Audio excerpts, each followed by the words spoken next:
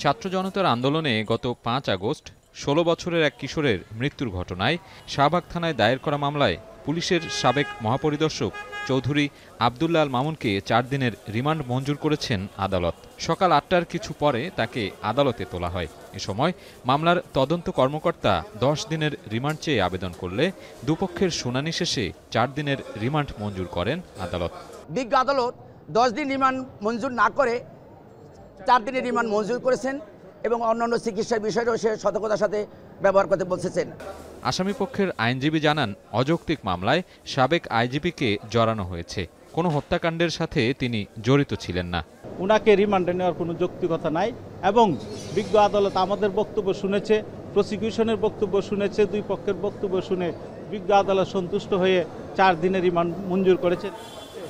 এদিকে রাজধানীর তেজগাঁও থানার হত্যা মামলায় সাবেক প্রধানমন্ত্রীর বেসরকারি উপদেষ্টা সালমান এফ রহমান, সাবেক আইনমন্ত্রী আনিসুল হক, সাবেক মন্ত্রী শাহজাহান খান ও সাবেক সাংসদ সাদেক খানকে গ্রেফতার দেখিয়েছেন আদালত। জামিন না মঞ্জুর করে তাদের কারাগারে পাঠানোর আদেশ দেয়া হয়। তবে হয়রানির অভিযোগ করেন আসামি পক্ষের আইনজীবী। অসুস্থ মর্মে আসামিদের চিকিৎসার জন্য আবেদন করেন তারা। এই মামলায় তারা যে ইন্ধন দিয়েছে এই অভিযোগ করা হচ্ছে, তারা এগুলো কোনো সত্যতা পাইতো না, এরকম কোনো সাক্ষী প্রমাণ তারা পায় নাই। সরাসরি এফআইআর হিসেবে নির্দেশ দিয়ে আদালতের মাধ্যমে নিয়ে তারা এদেরকে এই বাস বিচারহীনভাবে অন্যায়ভাবে সন্দেশ দেখানো হচ্ছে। আসামি পক্ষের আইনজীবী বলেন, বারবার রিমান্ড চাওয়া মানবাধিকার পরিপন্থী। এ ব্যাপারে উচ্চ আদালতে আপিল করা হবে।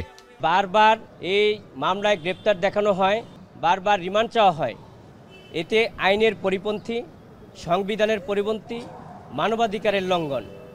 আমরা বলেছি যে এই মামলাগুলি রাজনৈতিকভাবে এবং আমাদেরকে উদ্দেশ্যপ্রণোদিতভাবে এই মামলায় আমাদেরকে সম্পৃক্ত করে বারবার সুনির্দেশ দেখানো হচ্ছে এবং রাষ্ট্রযন্ত্রকে ব্যবহার করে, আইন ও আদালতকে ব্যবহার করে আমাদেরকে হয়রানি করার জন্য এই মামলাগুলো বারবার দেখানো হচ্ছে।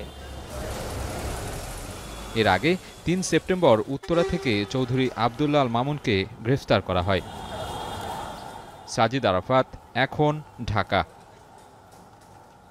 ২৫০টিরও বেশি ডিজাইন অপশন নিয়ে ওয়ালটন স্মার্ট ফ্রিজ, বোঝে আপনার প্রয়োজন।